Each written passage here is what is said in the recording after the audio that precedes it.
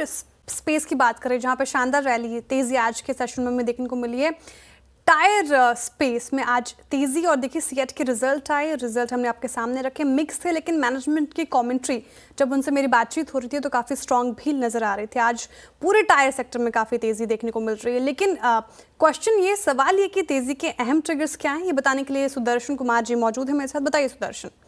CEAT का earnings कल आया था। अर्निंग्स अगर जो आप देखेंगे तो मिक्स था, लेकिन एक्सपेक्टेशन से अच्छा था। दोनों एबिटा और मार्जिन जो था वो नुवामा के एस्टिमेट से हायर था। इसके कारण सीएट आज सुबह खुला ही था मार्केट में ऑलमोस्ट 2 से 3% ऊपर।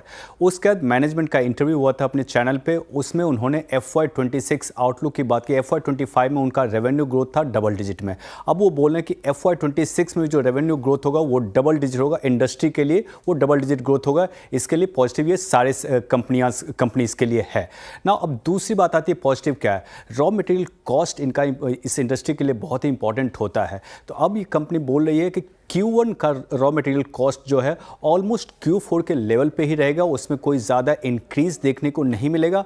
और Q2 में जो रॉ मटेरियल बास्केट है उसमें ड्रॉप शार्पली देखा जाएगा, जिसके कारण मार्जिन में और ज़्यादा बढ़त देखने को मिल सकता है।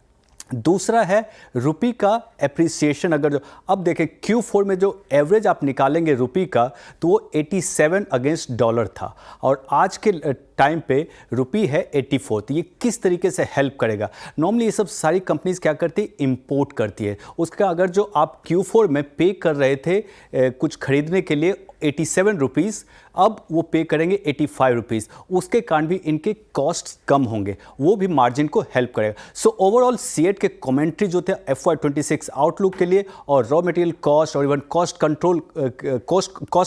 कंट्रोल पे, उसके कारण आप सारे टायर कंपनीज में आज आप बढ़त देख रहे हैं।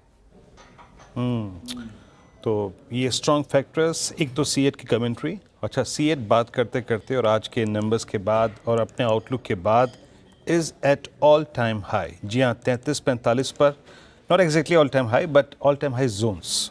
अपने शब्दों के लिए माफ़ी चाहूँगा, ऑल टाइम हाई जोन्स, क्योंकि ऑल टाइम हाई इसका 3566 है, लेकिन वहाँ पे ट्रेड नहीं हुआ था। ट्रेडेबल रेंज का हाई था 3420 का। और क्या कहा, रुपी, उसके बाद कॉस्ट रेशनलाइज होगी, क्योंकि यहाँ पर कॉस्ट कंपोनेंट Q1 में थोड़ा सा रेशनलाइज हो जाएगा। और most specially double digit growth का जो प्रेडिक्शन दिया है सीएट की मैनेजमेंट ने। पहले टेक्निकली एक ट्रेड लेते हैं। मैंने सब ट्रेड्स को देखा। CEAT since cash all time high पर, इस पर तो खैर पूछने की बात ही नहीं है। बट मानस प्लेसमेंट बाकी काउंटर्स में देखूँ, MRF थोड़ा बिग टिकट साइज है तो उसको अवॉइड करते हैं।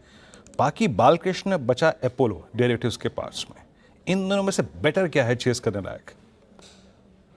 देखिए, जो एफएनओ के दोनों स्टॉक है, दोनों चार्ट्स पे अच्छे लगते हैं, लेकिन अगर एक स्टॉक पिक करना होगा तो डेफिनेटली अपोलो टायर्स होगा, क्योंकि स्टॉक ने अपनी 200 डे मूविंग एवरेज को रीगेन कर लिया है। 2 दिन पहले करेक्शन देखने को मिला था 100 डे मूविंग एवरेज पे स्टॉक ने सपोर्ट लेकिन रिकवरी दिखाई है।